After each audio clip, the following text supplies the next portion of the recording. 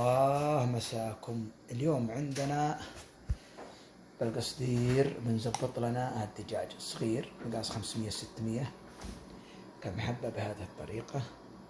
تتبيلتها كالتالي: هذا طبعا الخلاط بنحط فيه طماطم واحدة، بصلة، فلفل بارد والثوم، ومعنا نحط عليه لا ننسى دبس الرمان والصويا والكركم وبهارات مشكلة وكمون وفلفل أسود. هذه كلها طبعا راح نضعها ونخلطها حتى نتبل بها الدجاجة قبل نلفها بالقصدير.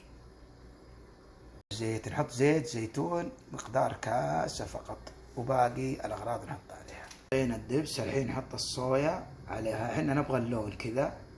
يا سلام، بس جميع المكونات الآن حطيناها، خلط ناعم مرة. جاهز الآن نحط على الدجاج.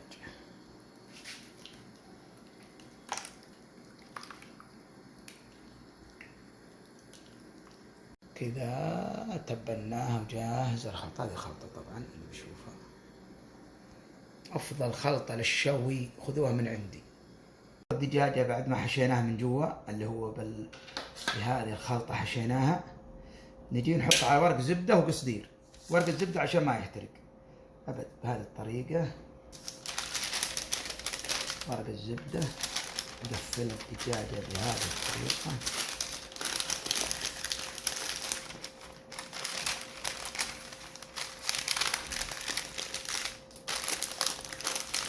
الدجاجة الآن قفلناه ورق الزبدة بهذا عشان ما يحترق، على حطينا على جنب.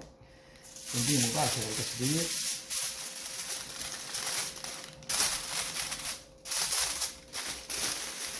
بهذه الطريقة. خلاص بعدين نجيب القصدير زي كذا نقفله. خلاص نجيب هذا القصدير كذا مضبوط، نبدأ نبرمه، ناخذه من الأول برم عشان ما يتنفس. نلف بهذه الطريقة أيضا برم.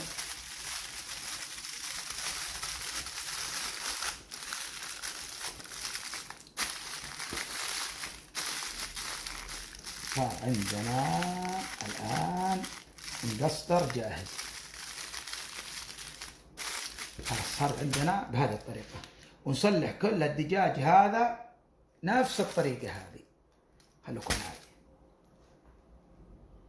جهزنا القصدير الصغار كله زي ما تشوفون، وهذا باقي الخلطة تقدرون تستخدمونه بأي شيء آخر.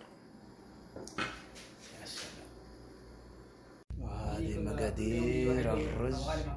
هذا الرز اللي راح نزبطه، بصل الثوم واجي. هذا الكشنة، شبينا النار، وهذا قصديرنا بهالأجواء الجميلة. نزرز أبد البصل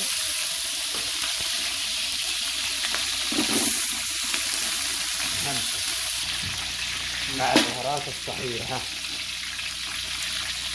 عندنا طلعة برية كذا.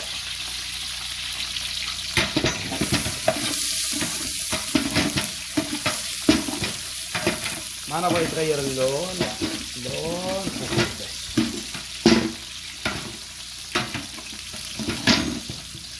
الحين الماجي والفلفل البارد والليمون الأسود نقلبهم مع بعض بس شوي.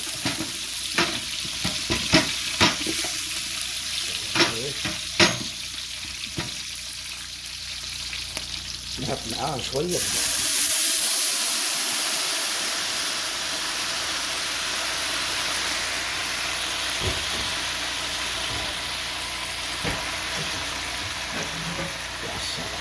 يا سلام. هذه كشرة الرز. طبعا اتكلم هذه كشرة الرز المشاوي، افضل طريقة له. شوفوا كذا الان اللون، بس راح تشوفون اللون كيف.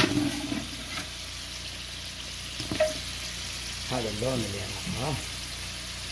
الان احنا نبغى رزنا ليس ابيض عشان الجميع يعرف، نبغاه في صفار حط الكركم. حط الكركم. ارجع واقول انا ما نبغى رز ابيض. نعم اشاور حب نثري ودهن، لكن ما نبغاه ابيض، نبغاه صفارة. هذا اللون شوفوا كيف الان اللون الذهبي، هذا اللون الذهبي اللي انا ابغاه. الحين نحط المويه عليه. خلاص الان جهزناه على الجمر،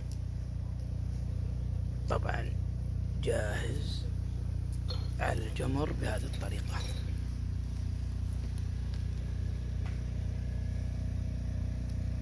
حطينا الماء، الحين نوزن الماء.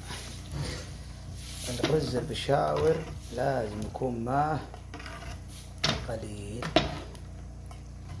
جدا قليل، يعني بهذه الطريقة، ونتكة بسيطة نزيده بس. هذا هو، هذا منسوب الماء، هذا اللون. الحين اللون الذهبي هذا نخليه يطبخ لين ينش الماء، بعدين نحط حركاتنا اللي احنا متعودين عليها. الحين نحط حبايبنا كاملة، شبير، الليمون الأسود، وشوية البهارات اللي نشوفها، شوية البهارات هذه عليه، ونقصدر عليه بالقصدير. التدخينة هذه أفضل شيء. وهذا الرز حقنا يا سلام. هذا طبعا حبة الرز النثرية، يعني الواحد يعرف. تشوفون، شوف ما شاء الله. نغرف لكم ونوريكم الشغل الحامي، ما شاء الله، الشغل النهائي يا شباب. هذا التحمير الدجاج، وهذا طبعا كما عودناكم الرز النثري كما عودناكم.